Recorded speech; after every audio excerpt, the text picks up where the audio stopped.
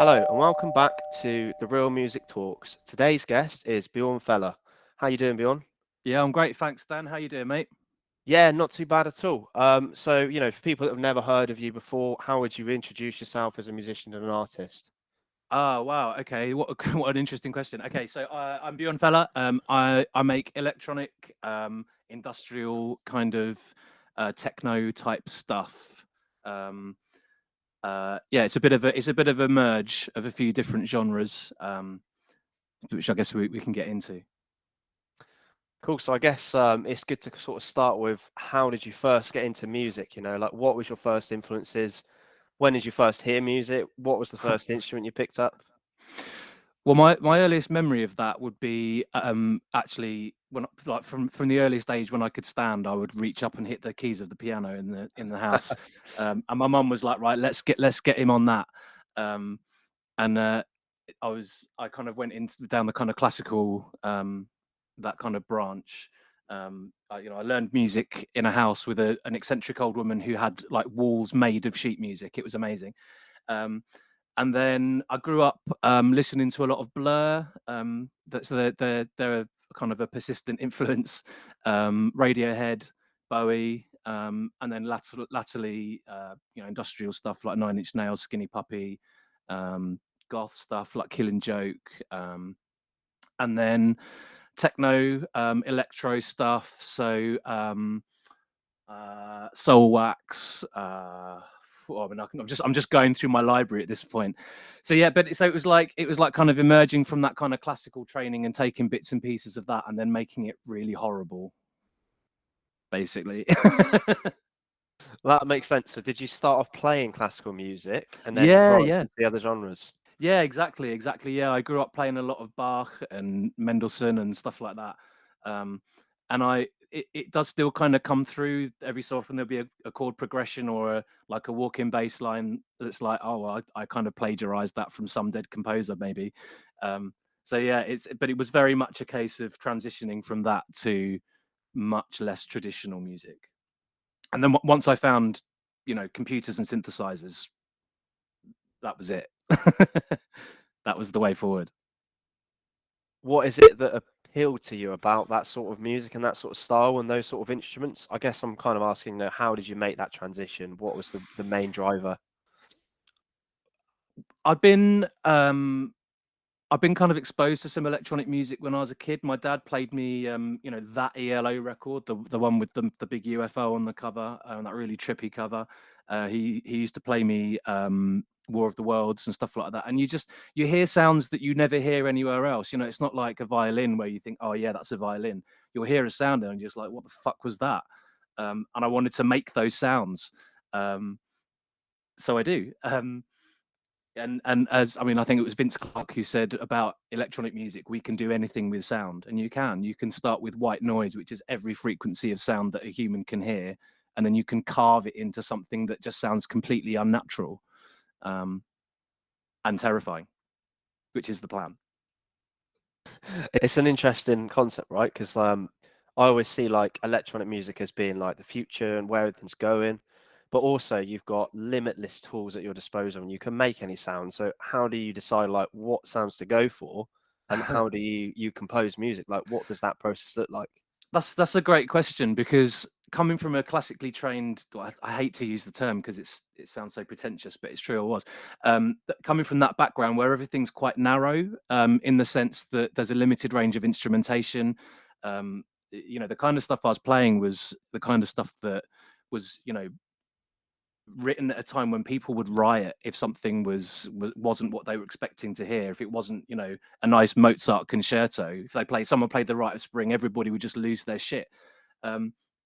So I learned quite a kind of a narrow approach to composition, and a result of that was that improvisation and kind of soundscaping didn't really come very naturally to me.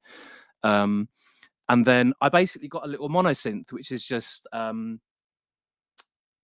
synthesizer which can only play one note at a time, and I learned kind of the fundamentals of synthesis that way, and I realized that I could make some really peculiar sounds with it. And then once I then mapped that onto software, it made so much more sense to me. And kind of going back to your question about how I made the transition, it was kind of painful because I realized that there was a lot that I didn't understand, but I was at a point where I was finding the kind of music that I was writing at the time quite limiting. So when I finally did make that transition, it was like 1,000 doors had just been opened to me. What does that the creative process look like for you now? You know, do you start with a sound, or is it more kind of chord progression led? Generally speaking, I'll start with a concept. That's usually the inception point for me because I'm a songwriter as well as a musician. Usually the inception point is a concept. So I want to write a song about a particular thing, and I'll grab onto a word or a phrase and I'll turn that into a lyric. And often what will then come after that will be a bass line. And then the kind of the bottom end and the percussion grows from there, and the chord progression is kind of implied by the bass line, so that comes subsequently. But I mean, chords are not something that I generally think very much about, just because they're not generally relevant. So it's really a case of finding what combinations of textures work rather than thinking what combinations of notes in a chord. It's about layering and combining textures and kind of emotive sounds in ways that interest me, basically. So the first thing I'll generally do if I'm starting something new is I'll start with a bass line and go from there pretty much. Makes sense. I think it's interesting that you've gone from being classically trained to approaching music from the opposite side, because a lot of very like well-trained musicians will look at music just as notes. So I think it's quite an interesting contrast that you've looked at the other side. Do you ever kind of find that you're trapped by your classical kind of upbringing, in a sense that you're always trying to like fit into what's correct, or do you just Yeah, completely definitely. forget it all? Definitely. I mean, there's kind of a rule in, for example, in Baroque music, if you're going to write music for a string quartet, that you don't allow movement in parallel fifths. So if you've got two, like a violin and a viola playing notes a fifth apart, you would want them to not be moving in the same direction by the same distance, basically, because it weakens it for some reason. And I remember very clearly writing a piece of, I can't remember what it was, but I remember the experience. And I noticed that I had movement in parallel fifths, and I was like, oh, I mustn't. And then I had to kind of have words in myself and say, well, no, I can do what I want, right? So yeah, and there are other, you know, other times when I kind of feel like I get stuck in patterns, and I do think that that's partly symptomatic of having that kind of training. But it's also a really useful tool, because having that kind of theoretical knowledge of music is a lot more important than some people might think. When you're making electronic music and techno, it's a lot more musical than it might appear on the surface. And you know, being able to understand the chord progression, for example, yeah, it's limiting in some ways, but it's also freeing in others. Makes sense. Would you say that it's important for musicians to learn basic music theory, or does I it don't know. really not matter? I don't know if I'd say it's important. I think it depends what kind of music you want to make. There's a lot of really great musicians who have never had any music training, and some of those have, you know, an innate talent for the kind of theoretical aspects, and some of them just kind of find their own way. And I don't think that you know, any approach is more valid or better than another. It just depends what works for an individual. For me, it was important. I don't think I'd be doing it now if I hadn't had those experiences, and I certainly wouldn't be making the kind of music that I am. So yeah, it's I think that's a very individual thing. What's been sort of your experience with collaborating with other musicians over time? Because I know you said, you know, you've got a singer-songwriter background as well, so you're Yeah. obviously quite diverse with the sort of things you get involved with. Yeah, I am now. Like when I was younger, before I got into electronic music and production and recording, because I play keys, I found it really limited, because in the kind of classical background, you don't really have keys unless you happen to be playing a piece that requires a piano, which is pretty unusual. So collaborating in that way was more difficult, and I used to envy people who played orchestral instruments and could just kind of go and play in a quartet or something. But what I've found more recently through meeting other musicians and collaborating on things is that we can just kind of mash it all together. So for example, I'm working with the Hanging Bandits on basically a reworking of one of their songs. And Santi and I've been working on that over the past 18 months or so. And it's such a freeing experience to take a whole load of knowledge that you have about one genre and then use it to collaborate with someone who works in a completely different genre and just see what happens. It's a lot of fun. I agree. I think that's when like the most creative stuff can come about. Like when you have just a mismatch of people from really different sort of musical backgrounds and upbringings, and then suddenly, you know, these two different things complement each other in ways you'd never thought of. Yeah, it's a bit like, you know, when, you know, drum machines were invented and the punks got hold of them, and you had a whole load of people who would have been, you know, hoping to, you know, smash a drum kit to pieces, that could then kind of cross over into electro and start, you know, using drum machines in their music, and you then got that kind of merge of electronic and punk music, and it's just the perfect combination. Absolutely. So maybe if you want to talk me through like the back catalogue of music you've released to date, and maybe a little bit of a story about the releases and how each one has landed with the audience. Sure, yeah. So I've got 2 albums at the moment, both on Bandcamp. I fell out with Spotify, so unfortunately, you know, that's not happening anymore. So the first album was out in 2019. That's A Regrettable Agreement, and I feel quite ambivalent about that record now because it was the first record I put out. And I suppose every creative person probably looks back on their past creations and cringes a little bit. But you know, it was a really formative record, and I do have a lot of love for it because it was a process I went through, and I learned a lot through doing it. And a lot of the songs on there I still really love. I kind of sometimes I want to go back and just do it again. Like Halloumi, for example, which is the last track on the first record. I basically wanted to record a Blur track, so I thought, what would Damon Albarn do? And I couldn't quite get it how I wanted it. But you know, one day maybe, one day I'll go back perhaps. So yeah, that was kind of a formative album really for me, and it kind of led almost immediately into Daddy Issues, which was the second record, which I recorded during lockdown, and it's much more of a concept piece. It's a record which is really about control of various forms and various different expressions. And I think that it kind of sits together much better as a whole entity. As to your question about how it's connected with audiences, I have had a few really lovely experiences. I've got there's a guy who lives a bit further north who really loves my stuff and he's really keen. Trevor, and he loves particular songs. Which is really still really weird to me. It still feels really strange because I made it. I've had some really nice experiences streaming on Reddit as well. I found that's a really nice community for streaming, and I've got a lot of engagement and a lot of you know, a lot of kind of participation during streams, which has been really nice.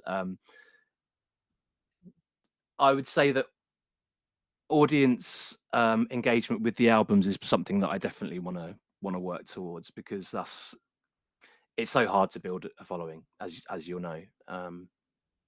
It's very difficult. So yeah, I you know, numbers of people engaging, I want to see going up. That's the next plan.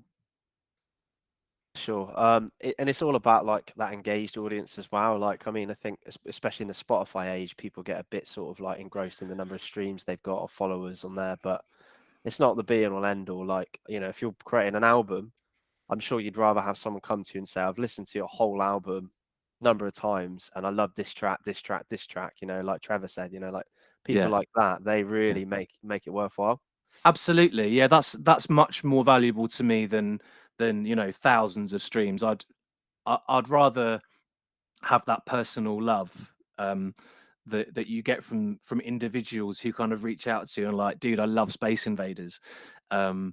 It's amazing. It's amazing that people feel that way about something that you yourself have created. It kind of blows my mind a bit.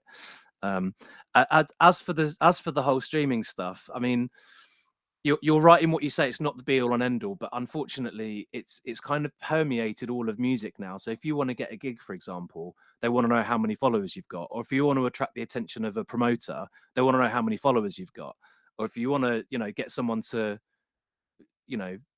pay for you to have your album pressed to vinyl, they want to know how many followers you've got, and or how many streams you get. And the thing that I struggle with that is, well, how do you build that without the support of, for example, a venue giving you a chance and letting you play a gig? And ultimately, I guess it comes down to the social media game, which I'm a little bit too old for that.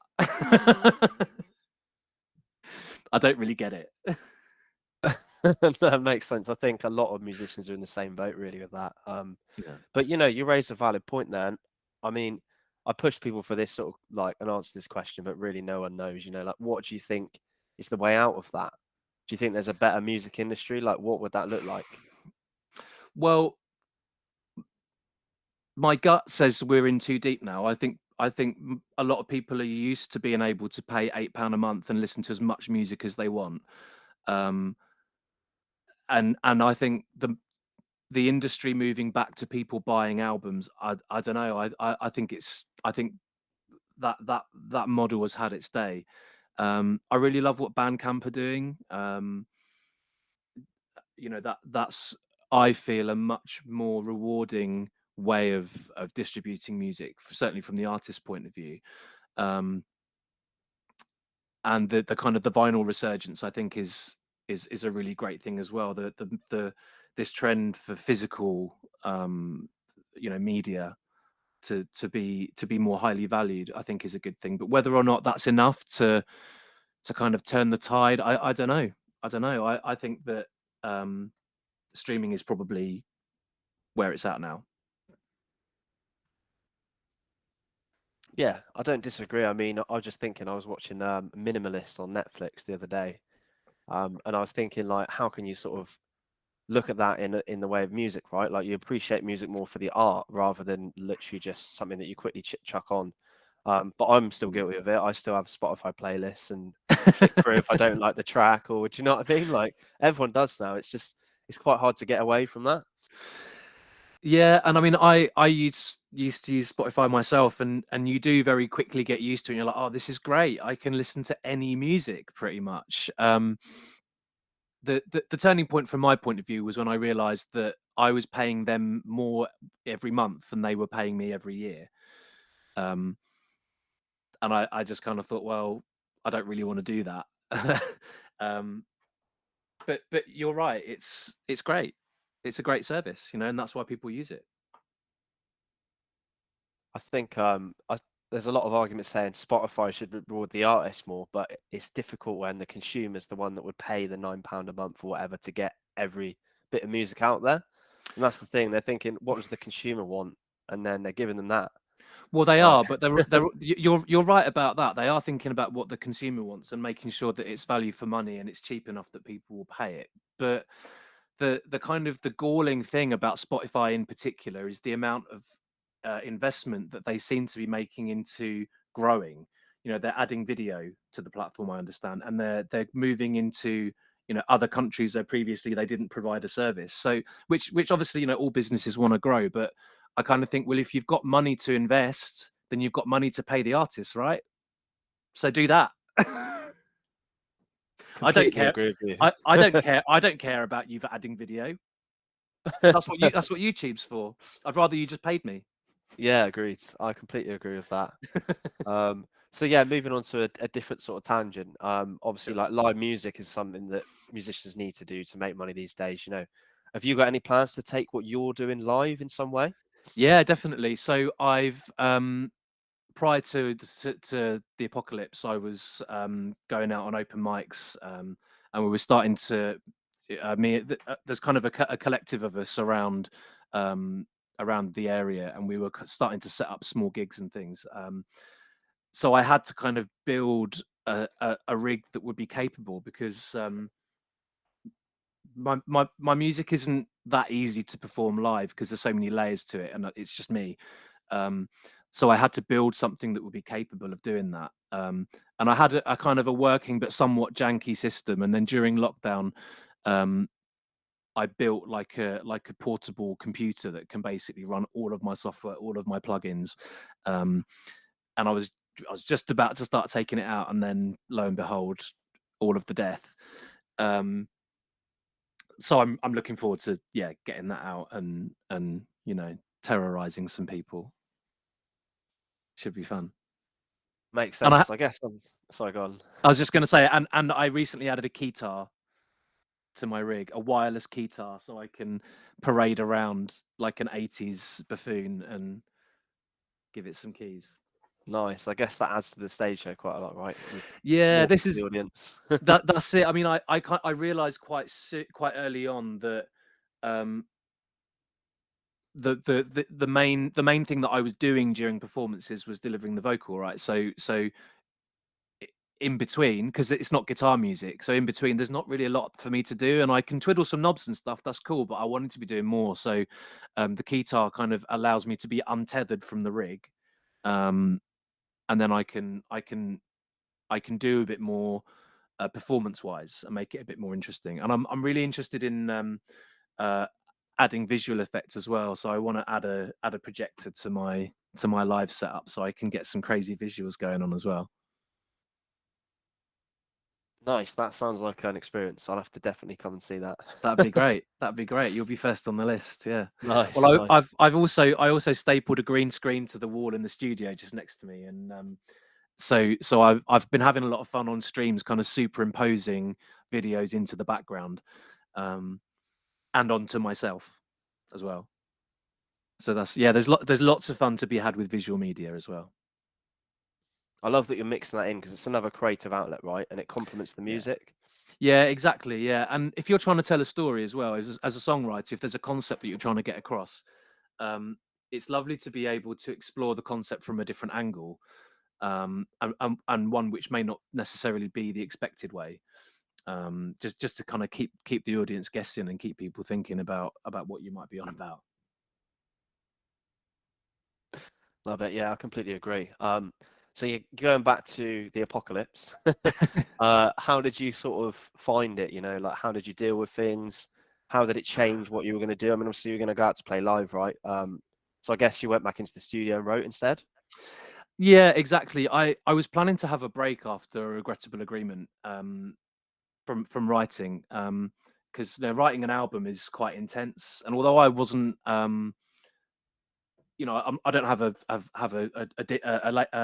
contract or anything, so I wasn't under any time pressure other than what I imposed on myself, and I just kind of wanted to get it done and move on. So after that quite long process, I was like, right, I'm not going to do it for a while. But then when the pandemic hit, I was like, well, what else am I going to do? Really, if I'm stuck here, what else am I going to do?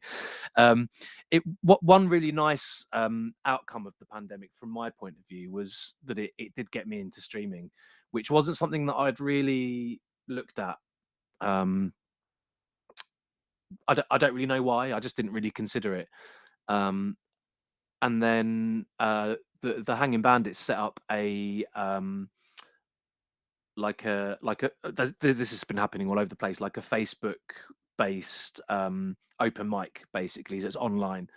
The socially distant open mic is what they called it. So I got into streaming that way. And then once I kind of accidentally discovered that Reddit has a streaming section as well, I was like, wow, I'm all the way in. So that's been a big change, is that kind of that move over to streaming, which I've actually found really rewarding.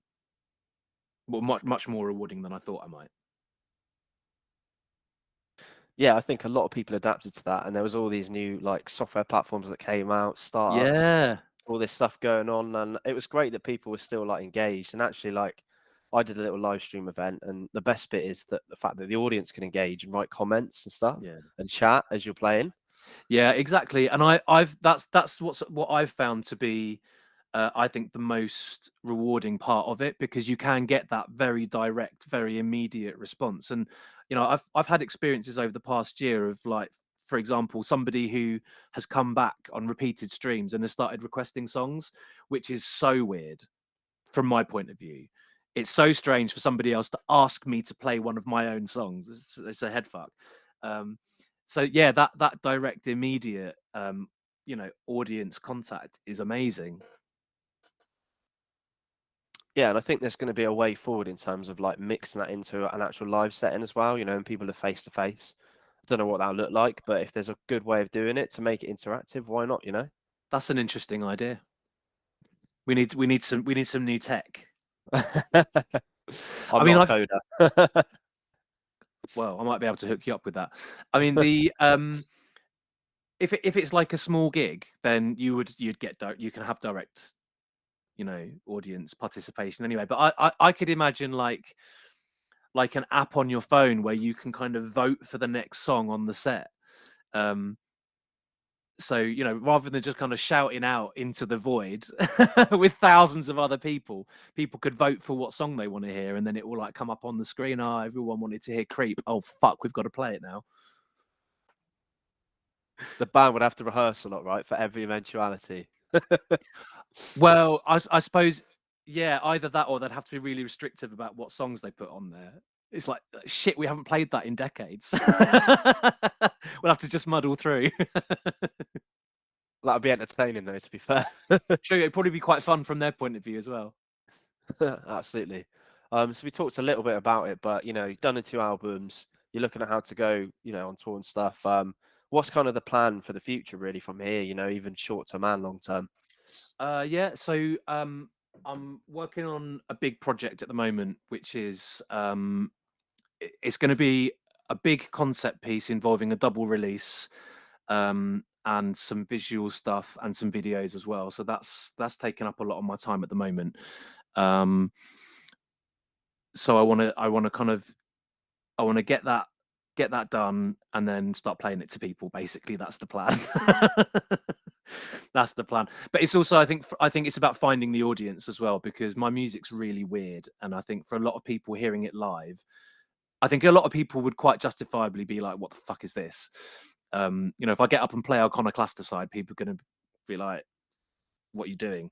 But with the right audience, you know, people who vibe, you know, that it'd be a lot of fun. So that's part of the plan as well, finding an audience who are going to like what I'm doing so I can play it to them. That's the dream. Perfect. Well, I think with everything you're doing, you'll get there, you know. So the half an hour's flown by today. It's been really great chatting. The last sort of question really is there anything else you'd like to leave the audience with? So kind of a clean slate from here. Anything else you want to say? Yeah, do you know what? I'd really like to encourage people to listen to some of the bands that I love, and who have influenced my stuff. So first band that springs to mind is Holy Fuck. They're this just kind of weird electro outfit that have influenced a lot of my stuff. The Faint as well is another one. And always listen to Blur forever. And then when you've done all of that, maybe check some of my stuff out. Love it. I think they'll be well prepared, right? That's the homework. Yeah. Nice one. Appreciate your time. Good to meet you. Thanks Lovely. for watching, Thanks everyone. a lot, buddy. Thanks, everyone. See you next time. Take care.